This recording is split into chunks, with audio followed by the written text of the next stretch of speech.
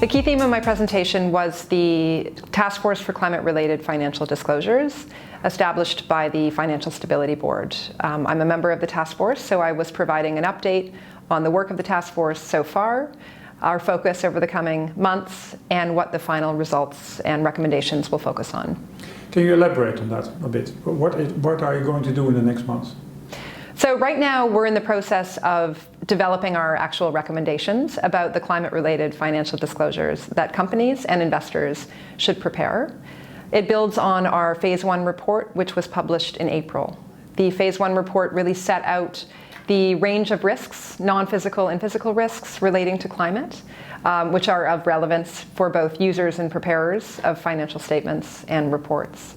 So what we're looking at now is more specifically what the principles around reporting could be, should be, and what kind of additional sector-specific or investor-specific guidance could accompany that. In your opinion, what should it be? I think that the key thing is to focus on making sure that users and reporters of data have all the information that they need to be able to identify, assess, manage, and report on climate-related risks and opportunities. So, I mean, it's not such an easy question because there's so much innovation going on right now in the market. It's difficult to point to something and say, that's it, that's the right way to do it.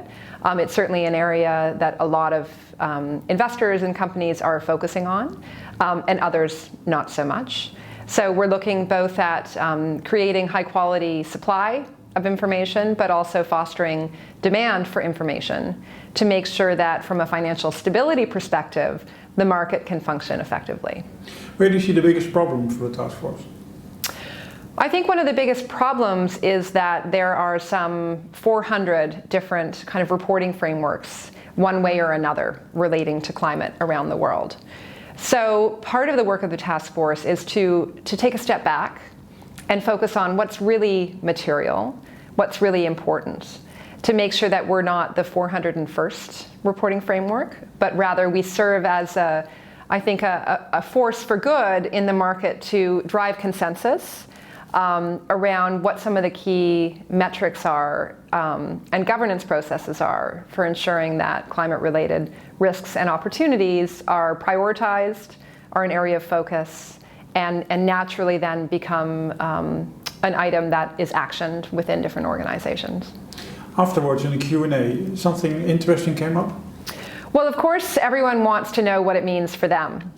And I think one of the interesting elements of our Phase 1 report and our discussions on the task force is that the scope of reporting will apply also to investors. So, this is an investment conference. A lot of investors are curious about the potential implications for them. So that, of course, was an area of discussion. So what's the timeline for the task force? The timeline is set, which is both a blessing and a curse. The final recommendations will come out in Q1 of next year, which means that they have to go to the G20 and the FSB in the fall. We're working on the recommendations right now. In August, late July and through August, we'll be running a number of focus groups with key stakeholders from different sectors and different parts of the investment chain. They'll have an opportunity to provide input on the draft recommendations. I mean, this really is an industry-led initiative, so it's very important to have those focused discussions. We'll take their input on board, look to finalize the recommendations through the fall. We'll also have a period of outreach with different kinds of stakeholders, and then looking to finalize the recommendations through the rest of this year.